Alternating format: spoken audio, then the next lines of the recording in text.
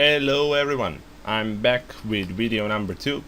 So in this video we're going to work on kicks, claps, loops, just some typical stuff in electronic music. So I'll just leave the BPM and everything, that's not of any importance at the moment. I'll go to my packs, special pack, and gonna pick out a kick. Just a second. So this one is cool. Let's see what else we have here. I dig this one. I'm gonna put it here. So basically you use samples and whatever just by dragging them to the channel menu, and gonna put 4 bits. This is just a typical bit progression, nothing special. I'm going to show you a trick with claps. Gonna put them on, and claps here and here, and gonna pull them back for just a bit so you have that punchy attack sound at them. I will compare the normal putting and this a bit pulled back stuff. So here it goes. So, and this is the typical. So you can hear a bit of difference, and I dig it really when it's a bit back. So that's claps and bass drum kicks. I usually put another clap or a snare just to make this clap sound a lot more full, just to have that tail sound. I don't know really how to explain it. So this one, gonna put there, and oops, I forgot to do one thing, that is to just spread them out, just use one pattern for one sub, like kick. Alright, I have kick, it's going to be pattern 1, and I will rename it. Just a second. Here we go. So kick pattern 1, renaming it to kick. Claps pattern 2, claps. And we have also snares so far. Just renaming them so it's organized, so I can find my way through. It's not mashed up and I won't get lost. So snare. Here we go. So I want to put everything I have here into the mixer. That's what you want to do always, That's just essential to producing music in general. So how I do it is I mark this, just click on this little thingy here, it marked as green, click here, right click, link select channels to this track. That's what I want, and that's how you assign channels to the mixer. So the snare is just too attacky. I will just change it a bit. So I don't want that punch. I will use equalizer. Just lower frequencies, just cut them, but just a bit, not too much. And here you hear it, it's still there, but just gonna put the higher frequencies a bit, and I dig it like this. So this is how it all sounds together. I'm gonna put it all together. Sorry, here we go. And that's just basic stuff. So we want to make loop. Loop is basically just using like this stuff, adding a hi-hat or random percussion. You just find what you like, just save it, and that's it. that's how you make a loop. It's not really rocket science. So considering I have like tons of loops, I will not be making a loop. It's just a waste of time.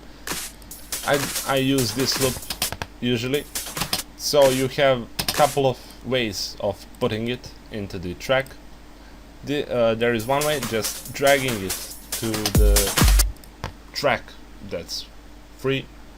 When you do this, you want to fit it to your tempo, considering I'm at 130 BPM and this loop is made for 140. So I want to go to fit the tempo. I choose 75 to 150, and the program will do everything for me. It will stretch it, pitch it, it's just perfect. It now fits perfectly. So that's one way of putting loops into the, or anything into the channels, into the songs. The other way is you pick a new pattern and go to this and choose open in new Fruity Slicer channel. So you do this, it fits it right away. It just makes it perfect for your BPM and what you are producing. And it also sounds, it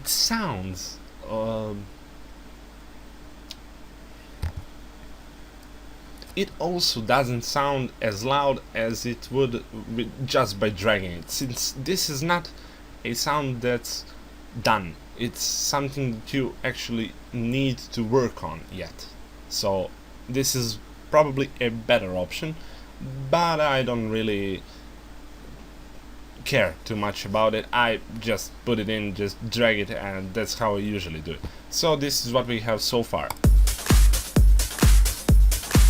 Now I usually just pick hi-hats and open and close hi-hats just to make this loop a bit stronger, you know, just to fill it up. So I usually go with this one. Yeah, I know it. Yeah. And when it comes to open, I really don't know. Well, let's see. Let's go for this one.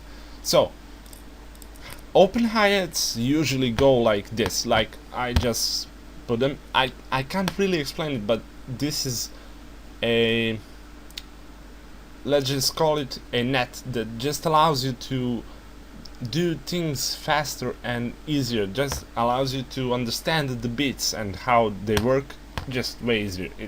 It's just the way how you sort it, how you put it in the time, you know. And I just do this. You can also make it like this, you know, like just this, but I usually fill it up, you know. And let's put it here. So let's hear the whole thing. Now you may notice that closed hi-hat is a bit to the left, you know, it's pulling to the left. So what I'm going to do is pan it, you know, just pan the whole thing to the right, just move it to the right, this whole sound thing, move it to the right, like let's say 30%. It's okay. Let's hear how it goes now. Yeah, I think it's better. It's not perfect, but you know, you have to just check those things and be precise. I'm just doing this to show you a fast version, just still not working on it completely. So that's it about the kicks and loops and stuff. Let's find the percussion. Let's say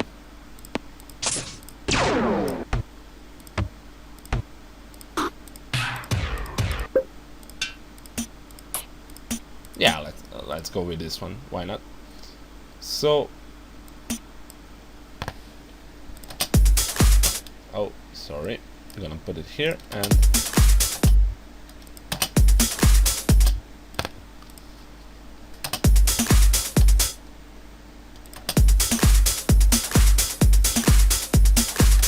yeah, you can hear it, right? So, I didn't assign any of this, so loop to the mixer, Yeah, you need to assign absolutely everything to the mixer because it's essential thing for mixing it later, for using plugins on it, you know. And let's see. Yeah, everything is basically except the percussion that I just put the volume up. I'm gonna put it back.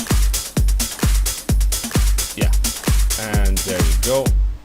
And you can see how when played everything is basically in one line, so that's good, that's what we want, you know. I don't want anything to go over the top or sound a lot stronger than something else. So that's basically it for this part. I hope this helped you, and see you next week. Ciao!